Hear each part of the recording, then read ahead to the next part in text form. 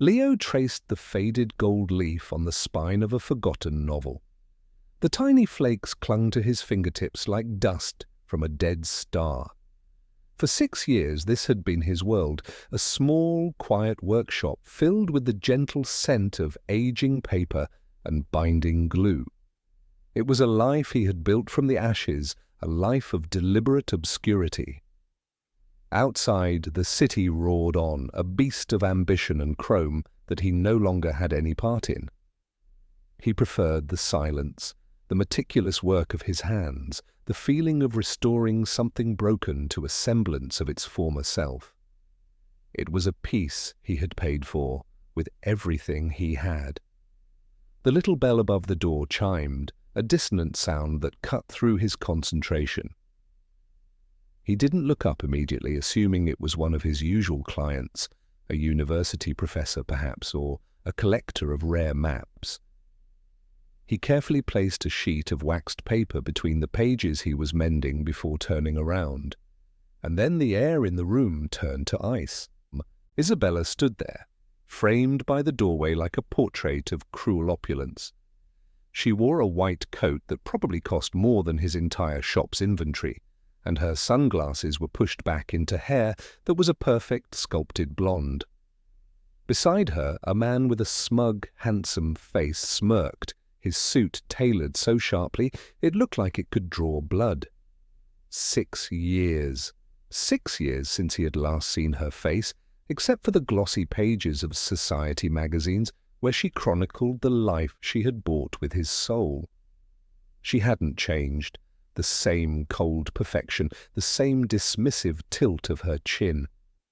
"Leo," she said, and his name sounded like an insult on her lips.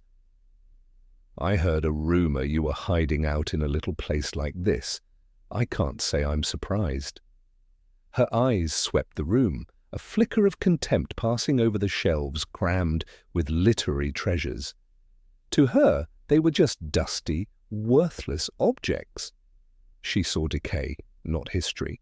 She saw failure, not peace. "What do you want, Isabella?"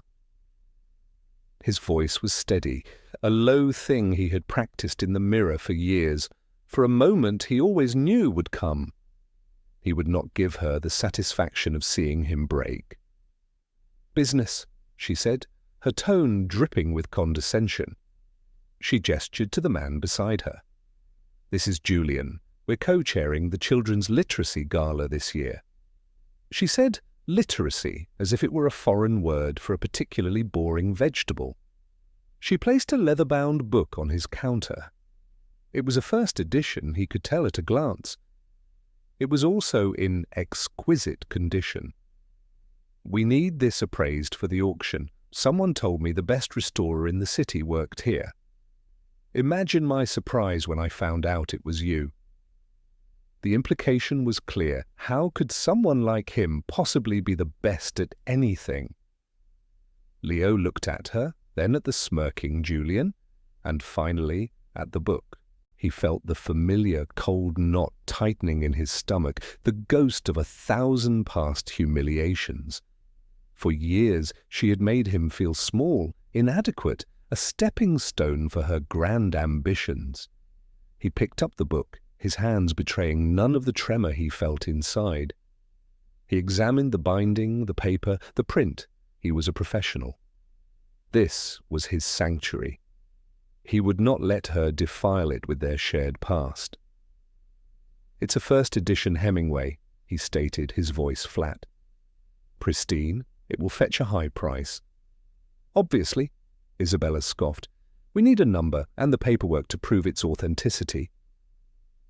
He worked in silence, retrieving his tools, his magnifying glass, his reference books.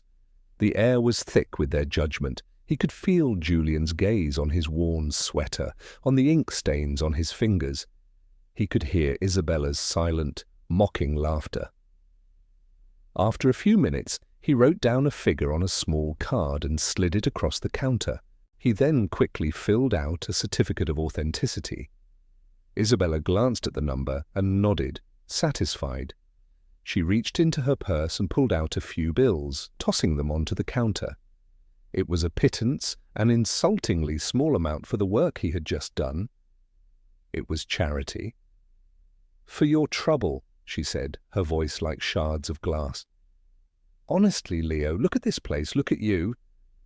I did you a favor, you know. You were never cut out for the world I live in. You belong in a dusty little room like this with your dusty little books."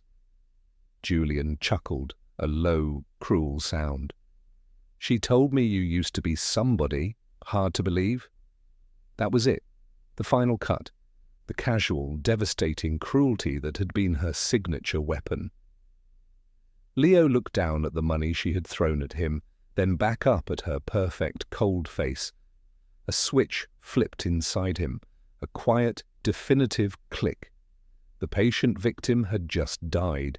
He didn't say a word. He simply watched them turn and walk out, their laughter echoing back into his silent shop. When the door closed, he was left alone with the scent of her expensive perfume and the deep, ringing silence of his rage. He walked to the back of the shop, to a small, cluttered room where he kept his personal belongings. Tucked away under a pile of old canvases was a small wooden box. It was dark, unadorned, and locked with an old iron clasp. It was the only thing he had fought to keep in the divorce. Isabella had laughed when he'd insisted. "That piece of junk? From your penniless old grandfather? Keep it. It will remind you of where you came from." She thought it was worthless, a sentimental trinket. She had been wrong about so many things. His grandfather had not been a penniless fool. He had been a quiet man, a watchmaker by trade, who had lived a life of profound modesty. He spoke in riddles and proverbs, and his hands were always moving, either fixing the delicate gears of a timepiece or tending to his small garden. Isabella had despised him. She saw his simple life as a mark of failure, a genetic stain on Leo's potential. "He has no ambition," she used to say in the early days of their marriage, when her own ambition was just beginning to curdle into something monstrous. "That's your problem, Leo. You have his blood. You're too content with mediocrity." He hadn't been content with mediocrity. He had founded a software company, pouring his life, his creativity, his sleepless nights into building it from a garage startup into a multi-million-dollar enterprise. He had done it for them, for the future she claimed to want. But the more successful he became, the more she wanted. The money was never enough. The house was never big enough. The parties were never exclusive enough. Her hunger for status was a bottomless pit, and he was expected to fill it. She had changed, or perhaps the money had simply revealed who she had been all along. The supportive partner was replaced by a ruthless social climber. Her brother Marcus, a man with the ethics of a shark, became her closest advisor. They saw Leo not as a husband or a partner, but as a resource to be exploited. They began to mock his origins, his love for simple things, his quiet nature. They called him boring, unsophisticated. His success was theirs to spend, but the credit was all hers. She was the visionary, the face of their wealth. He was just the worker bee, the engine she kept hidden in the basement. The divorce had been a masterclass in cruelty. With Marcus's help, she had orchestrated a complete and total demolition of his life. They had fabricated emails, paid off a disgruntled employee to lie under oath, and created a false narrative of his incompetence and infidelity. He was blindsided, buried under an avalanche of legal documents and false accusations. His own lawyers seemed helpless against the sheer venom of their attack. She had wanted to destroy him, to erase him from the story of her success. And she had succeeded. The court awarded her everything: the company he had built, the house he had designed, their shared investments, their savings. He was left with a small personal account, his clothes, and a handful of personal belongings. When he had demanded to keep his grandfather's box, her lawyer had sneered. "Mrs. Valerius is happy. to let Mr. Thorne keep the sentimental item, the lawyer had said. The word sentimental dripping with disdain. She has no need for his family's heirlooms. So he had walked away from the courthouse, a broken man, stripped of his life's work and his reputation. He had moved into a tiny apartment, and for a year he had barely left it. The shame was a physical weight, a cloak he couldn't take off. But his grandfather's blood was in him, and his grandfather had taught him resilience. He had taught him the quiet dignity of working with one's hands. Leo had always loved old books, so he took a course in book restoration. He found a strange solace in the meticulous, patient work. It was honest. It was real. Slowly he had rebuilt a life, not a life of wealth or status, but a life of purpose. He opened his small shop, and his reputation for quality work grew. He found a measure of peace in the quiet anonymity. He had almost convinced himself that it was enough. Until today.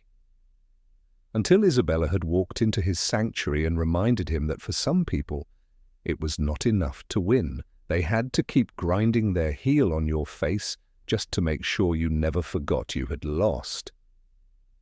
He stared at the wooden box. His grandfather had given it to him on his 18th birthday. "Everything you need to know about the world is in here," the old man had said, his eyes twinkling. "But don't open it until you have nothing left. A man only learns the value of a key when all his doors are closed." Leo had never understood. He had tried to open it once or twice, but the lock was old and complex. He had eventually forgotten about it, a relic of a cryptic old man. But now his grandfather's words echoed in his mind. He had nothing left. All his doors were closed. Meanwhile, in a penthouse apartment overlooking the city, Isabella and Marcus were celebrating. The IPO for their company, Viridian Lifestyles, was just weeks away. It was the culmination of their 6-year plan. They had taken the assets from Leo's company, rebranded, leveraged, and expanded into a luxury lifestyle brand that was the darling of the financial world. "Can you believe he works in that hovel?" Isabella said, swirling a glass of champagne. "He was touching that priceless book with his grubby little hands. It was pathetic." Marcus laughed, adjusting his silk tie. "He's exactly where he belongs. Some people are just meant to be footnotes in the stories of their betters, Izzy. That's all he ever was." They believed this. It was the of their philosophy. They were the betters. They were the deserving ones. Their wealth was not just a circumstance. It was a validation of their inherent superiority. Leo's failure was, to them, proof of his inferiority. They were utterly convinced of their own brilliance, their own invincibility. They had no idea their entire glittering empire was a house of cards built on a foundation of sand, and the tide was about to come in. The next morning, Leo took the box to a man named Silas, a master locksmith who worked out of a basement shop that smelled of metal shavings and old oil. Silas was a craftsman of the old school, a man who understood secrets. "An interesting piece," Silas said, examining the iron lock. "Not a simple mechanism. It was made to protect something important." Leo waited, his heart pounding a slow, heavy rhythm against his ribs. He felt like he was standing on the edge of a precipice, about to step off into the unknown. Silas worked for over an hour, his tools moving with a surgeon's precision. Finally, with a soft, satisfying click, the lock gave way. He pushed the heavy lid open. Leo leaned forward, his breath catching in his throat. Inside there was no gold, no jewels, no stacks of cash. The box was lined with faded velvet. Resting in the center was a single, ornate key, its head shaped like a stylized A. Beneath it lay a thick, leather-bound ledger. He picked up the ledger. The pages were filled with his grandfather's spidery handwriting, but it wasn't words. It was columns of numbers, letters and symbols. It was code. Tucked into the inside cover of the ledger was a single, crisp business card. It read, Alistair Finch, Private Counsel, Zurich. A cold certainty settled over Leo. This was it.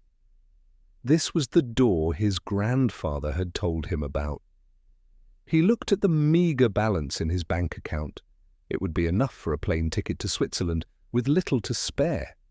It was the biggest gamble of his life, a leap of faith based on the words of a dead man and a mysterious box. But for the first time in 6 years, he felt a flicker of something he had thought long extinguished. Hope. The flight to Zurich was a surreal experience. Leo sat in a cramped economy seat, the heavy ledger clutched in his lap, and watched the world pass by below. He was surrounded by people going on vacation, on business trips, living their normal lives. He felt like a ghost, a man untethered from reality, flying toward a destiny he couldn't even begin to imagine. He had called the number on the card from a payphone at the airport. A crisp, female voice had answered. When he gave his name and mentioned his grandfather, there was a brief pause, and then he was given an appointment for the following afternoon. There were no questions, suspicion. It was as if they had been waiting for his call. Zurich was a city of quiet, confident wealth. The streets were clean, the buildings were immaculate, and the air itself seemed to hum with the sound of money. It was a world away from his dusty little bookshop. It was Isabella's world, but without the gaudy desperation. This was old money, secure and silent. The office of Alistair Finch was in a stately grey stone building on the Bahnhofstrasse. There was no sign, only a small brass plaque with the name engraved in elegant script. Leo's heart hammered against his ribs as he stepped inside. The interior was all dark wood, leather chairs, and the hushed reverence of a cathedral. He was led into a large office with a panoramic view of Lake Zurich. A man stood by the window, his back to the door. He was elderly, with a shock of white hair, and he wore a perfectly tailored grey suit. "Mr. Thorne," the man said, turning around. His eyes were a startlingly bright blue, and they seemed to see right through Leo. "I am Alistair Finch. I have been expecting you for a very long time." Leo placed the ledger and the key on the massive mahogany desk that stood between them. "My grandfather," he began, his voice trailing off. Finch smiled, a thin, knowing expression. "Your grandfather was my client and my friend. He was one of the most brilliant men I have ever known, and one of the most discreet." He picked up the ledger, his fingers tracing the coded entries. "Your ex-wife and her family believed your grandfather was a simple watchmaker, a penniless fool, I believe, was the term she used." Leo flinched, the words still sharp enough to cut. "Yes." "She was mistaken," Finch said, his voice flat and final. "Your grandfather was a watchmaker, yes, it was a craft he loved. But it was not how he made his fortune. He was an investor, a prodigy. He began with a small inheritance after the Second World War, and with a genius for seeing patterns no one else could, he built an empire." Leo stared at him, struggling to comprehend. An empire? His quiet, gentle grandfather. He despised ostentatious wealth, Finch continued, his eyes fixed on Leo's. He saw it as a disease, a weakness that destroyed families and corrupted souls. So he created a structure, a financial fortress, to protect his legacy. He built it to be invisible, untouchable, hidden behind layers of trusts, shell corporations, and anonymous holding companies, all spread across the globe. Finch gestured to the ledger. "This is the map, and the key." He picked up the ornate key. "This grants access to the central vault, both physical and digital, of the entire structure." He paused, letting the weight of his words sink in. "The central holding company is named Aethelred Holdings. As your grandfather's sole designated heir, you are now its sole owner. Everything it controls is yours. Leo's mind was reeling. He felt dizzy, disconnected from his own body. How much? What is it worth? Finch walked over to a terminal on his desk and typed for a moment. He turned the screen toward Leo. A number glowed on the screen. It was a number with so many commas he couldn't process it at first. It was a figure in the billions. Leo sank into a leather chair, his legs suddenly unable to support him. It wasn't real. It couldn't be. This was a dream, a hallucination brought on by stress and grief. Your grandfather set up a test, Finch explained, his voice softening slightly. He stipulated that the heir could only be contacted after they had proven their character. The inheritance was to remain dormant until you or your descendants had faced true hardship and demonstrated the humility and resilience he prized above all else. His instructions were clear. The fortune was for someone who understood its power, not for someone who merely wanted to spend it.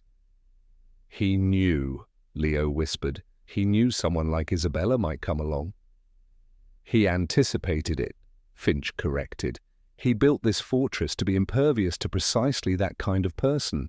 The trusts are ironclad. No court in any country could touch them in a divorce settlement because officially you owned nothing. Your existence as the heir was a secret known only to me. The pieces began to click into place. The years of struggle, the humiliation, the quiet life he had been forced to build. It had all been a trial, a test he hadn't even known he was taking. And by losing everything, he had just inherited everything. A strange calm began to settle over him, displacing the shock. It was the calm of absolute clarity. He thought of Isabella in his shop, her mocking eyes, the money she had thrown on his counter. He thought of her laughter, of Julian's smirk. And then Finch delivered the final devastating piece of the puzzle.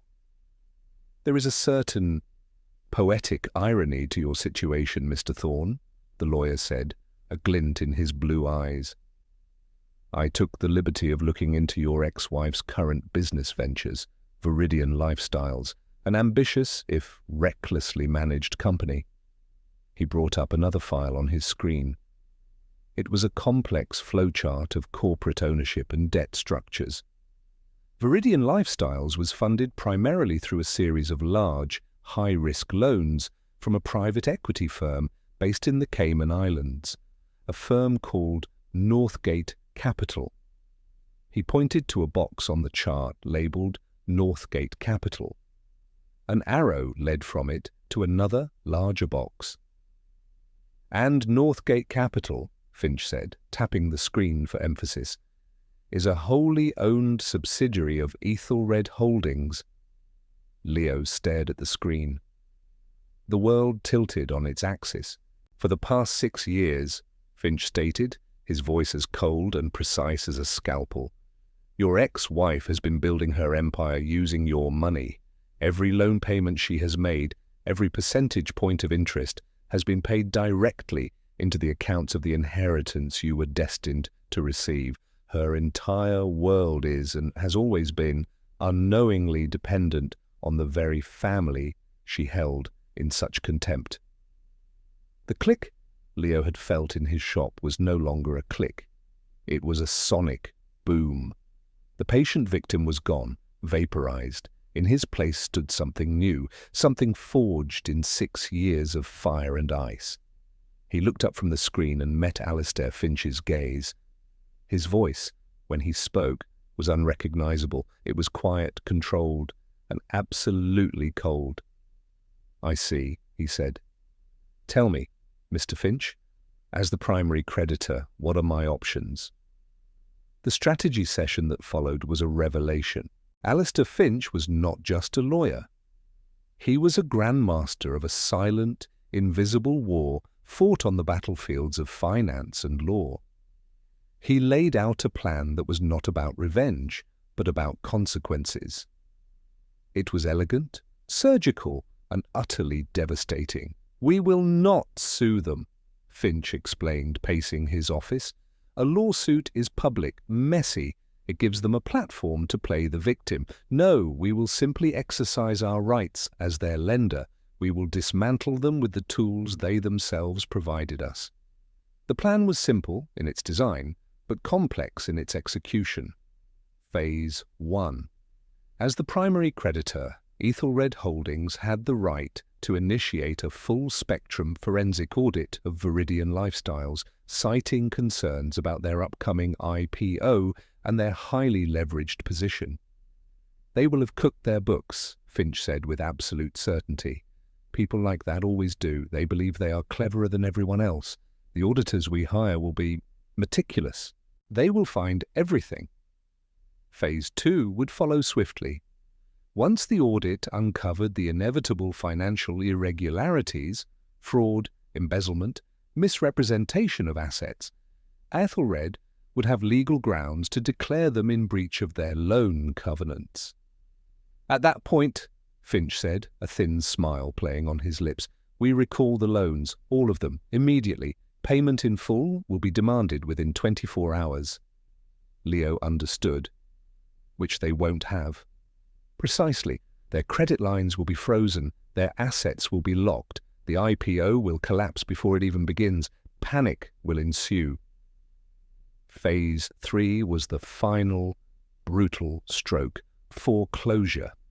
Ethelred would move to seize all of Viridian's assets to cover the outstanding debt, the headquarters, the warehouses, the intellectual property, the bank accounts, everything.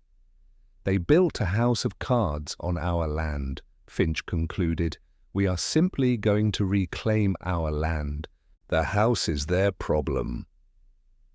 There was no question in Leo's mind. The years of enduring Isabella's cruelty, of swallowing her insults, of watching her flaunt the life she had stolen from him. It had all led to this moment. This was not vengeance. It was a rebalancing of the scales, a correction. "Do it," Leo said, his voice firm. "Begin immediately." Finch nodded, a look of profound respect in his eyes. He picked up the phone on his desk and dialed a number. "Initiate the Viridian Protocol," he said, his voice calm and authoritative. "Full audit, top team, no compromises." He hung up the phone. The first domino had been pushed. Leo flew back from Zurich a different man. The weight of shame and failure had been lifted, replaced by a cold, clear sense of purpose. He returned to his little bookshop, to the scent of old paper and glue, and he went back to work. He mended spines and repaired torn pages, his hands as steady as ever. On the surface, nothing had changed. He was still the quiet, humble book restorer. But beneath the surface, a tidal wave was gathering force, about to crash down on the glittering, oblivious world of Isabella and Marcus. The formal notice of the audit arrived at Viridian Lifestyles headquarters like a bomb wrapped in bureaucratic red tape. Isabella was furious, seeing it as an insulting delay to her glorious IPO. "It's just some Cayman Islands busybody trying to justify their fee," she raged at Marcus in her glass-walled office. "Stall them, give them whatever they want, just get them out of our hair so we can get back to planning the launch party." Marcus, ever the arrogant operator, agreed. "Don't worry, Izzy. I've buried so many skeletons in these books, a team of archaeologists couldn't find them. Let them look, they'll get bored and go away." They were not prepared for the team that arrived. They were not bored accountants. They were financial assassins, a team of forensic experts hand-picked by Alistair Finch, known for their ability to find a single fraudulent penny in a mountain of transactions. They descended on Viridian's offices with quiet, implacable efficiency. They requested everything, every invoice, every email, every contract, every expense report. Marcus's attempts to charm, bribe, or intimidate them were met with cold, polite refusal. They were machines, and their only function was to find the truth. Leo watched the fallout from a distance, a ghost observing the consequences of his actions. He read the business pages, seeing the first whispers of trouble. Viridian Lifestyle's IPO hit snag amidst auditor scrutiny, one headline read. Isabella's carefully curated social media presence began to show cracks. The endless stream of party photos and triumphant business pronouncements slowed, replaced by a tense silence. Within 2 weeks, the auditors had found it all. The fake invoices used to embezzle funds, the shell companies Marcus had set up to hide losses, the massively inflated asset valuations. It was a textbook case of corporate fraud, breathtaking in its audacity. The report landed on Alistair Finch's desk in Zurich. He made his second phone call. The notice recalling the loans hit Viridian like a lightning strike. An email arrived, cold and formal, demanding immediate repayment of hundreds of millions of dollars. Panic erupted. Marcus frantically called their bankers, their investors, their powerful friends. But the news of the audit's findings had already begun to leak. No one would touch them. The name Viridian had become toxic overnight. The powerful allies who had toasted their success at galas now refused to take their calls. The IPO was officially cancelled. The preliminary stock price flatlined. The company's accounts were frozen. The cascade had begun.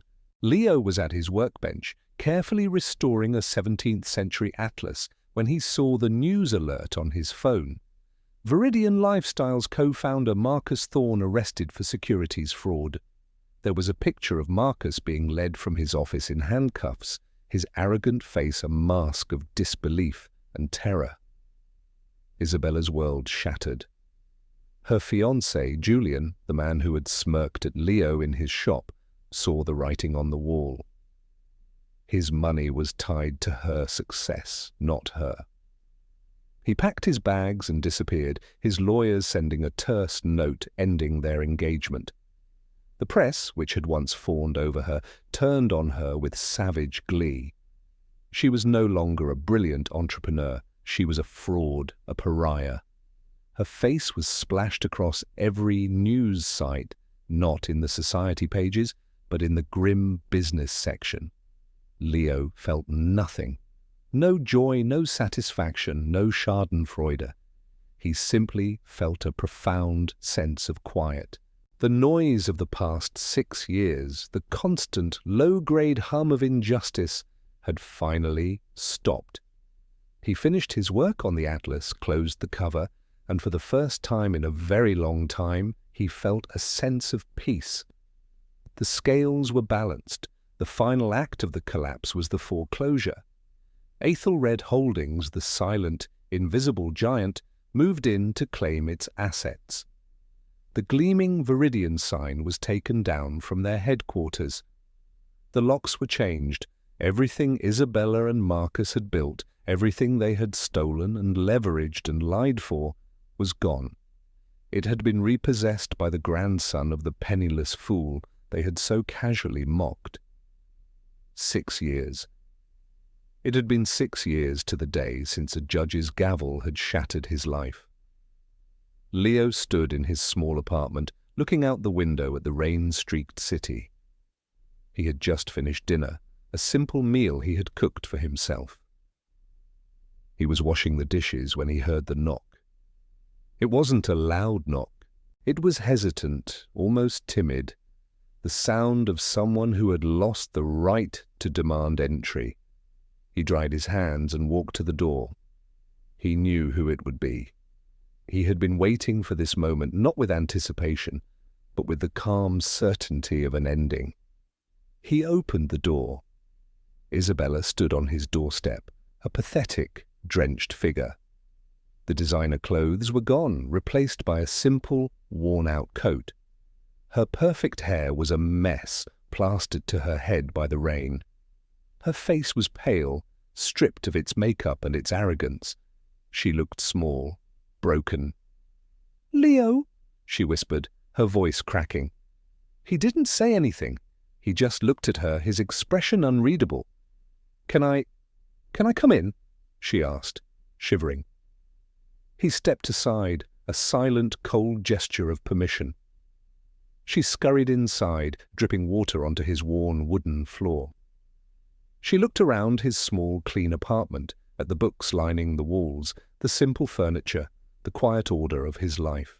Her eyes, for the first time, held not contempt, but a desperate, horrified envy. "I've lost everything," she said, her voice trembling. "The company, the house. Julian left me. Marcus is in jail. They're going to charge me, Leo. They're going to take everything I have left." She looked at him, her eyes pleading. The old manipulations began to surface, the habits of a lifetime. "We had some good times, didn't we, in the beginning? Before all the money. You remember, don't you? You loved me once." Leo remained silent, letting her words hang in the air and die. He would not be drawn into the phantom world of her nostalgia. "I need help," she finally choked out, the words tasting like poison in her mouth. "I have nowhere to go. I need money just to get a lawyer, to find a place to stay. Please, Leo, after everything, you're the only one I can turn to." This was the moment. The culmination of 20 years of shared history, of love and betrayal, of destruction and rebirth. He had imagined this scene 1,000 times, in 1,000 different ways. In some, he had screamed at her. In others, he had slammed the door in her face. But the reality was much quieter, much colder. "You're right about one thing, Isabella," he said, his voice level and calm, devoid of all emotion. "You have lost everything." She looked up, a flicker of hope in her eyes. She thought he was sympathizing. "But you seem to be under a misapprehension," he continued. "You think this was bad luck, a market downturn, a miscalculation. You think you were betrayed by your friends and your auditors." He took a step closer, and for the first time she saw the steel in his eyes. It was an expression she had never seen on his face before. It terrified her. "This wasn't bad luck, Isabella. It was a consequence." Her brow furrowed in confusion. "What are you talking about?" "I'm talking about my grandfather," he said. "The penniless old fool, the man whose blood you thought made me mediocre. You let me keep his old wooden box, remember? You thought it was junk." He saw the flicker of recognition, the dawning horror in her eyes. "He wasn't a penniless fool, Isabella. He was a genius. He built a financial empire so vast, so powerful, and so secret that you could never even have conceived of it." "An empire I inherited?"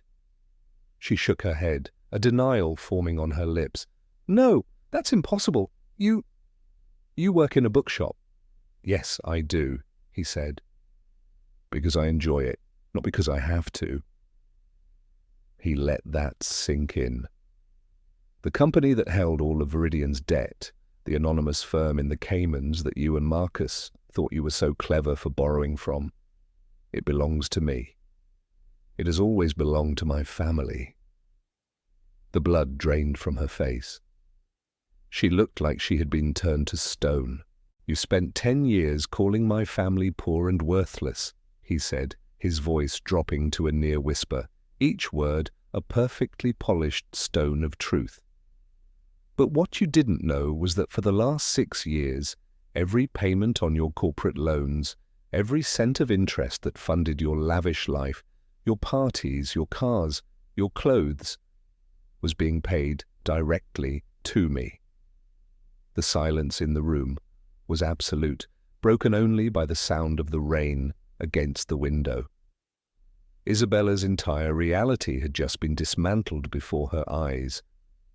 It wasn't just that she had lost, it was that her victory had been a lie from the very beginning.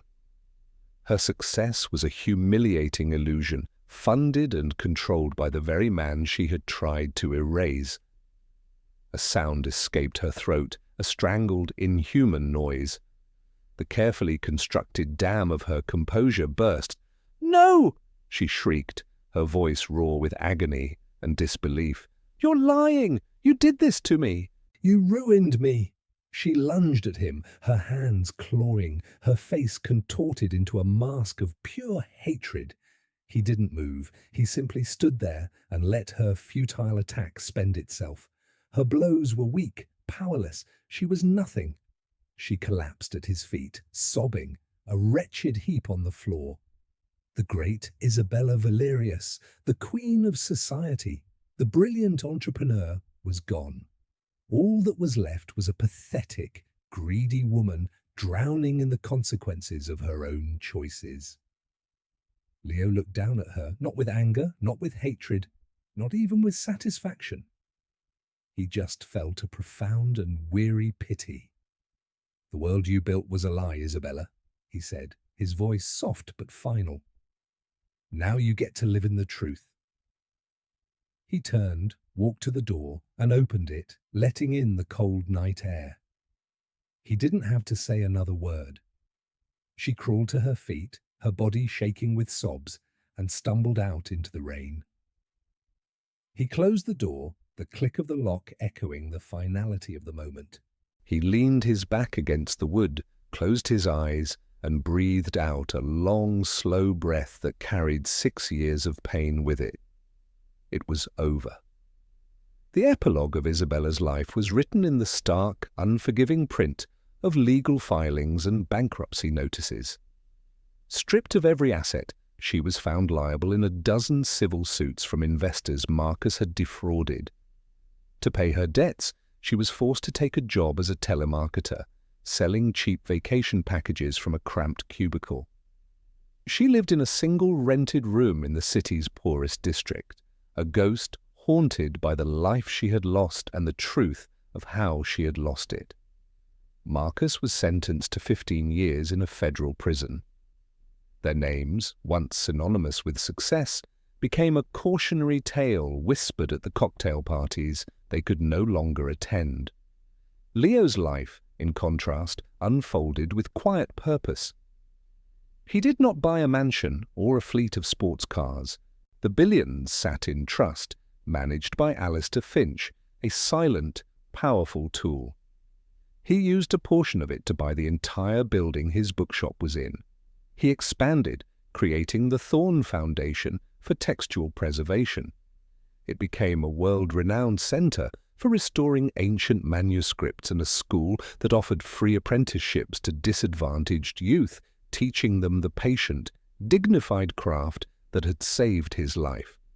He found he was a natural teacher. He had a quiet authority, a deep well of patience that his students respected.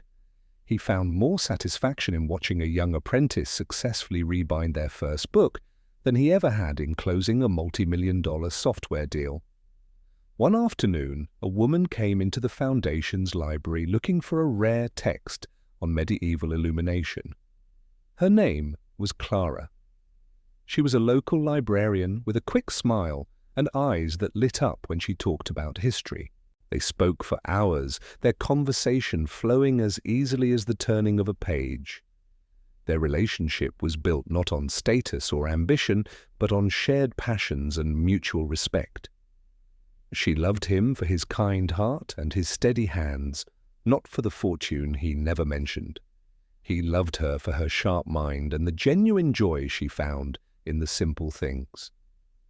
A year later, Leo stood with Clara in the main workshop of the Foundation.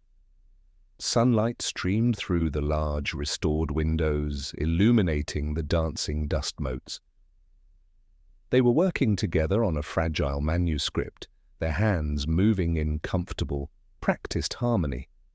She laughed at something he said, a sound that filled the room with warmth. He looked around at the life he had built, a life of meaning, of creation, of quiet love. He had been through the fire and emerged not hardened but whole. He finally understood his grandfather's last lesson. True wealth isn't measured in dollars or in the things you can buy. It is measured in the integrity you maintain when you have nothing and the purpose you find when you have everything. True power lies not in what we display to the world, but in the quiet, unshakable strength we build within ourselves. And sometimes the most enduring legacies are not the ones carved in stone, but the ones carefully, lovingly restored, page by page.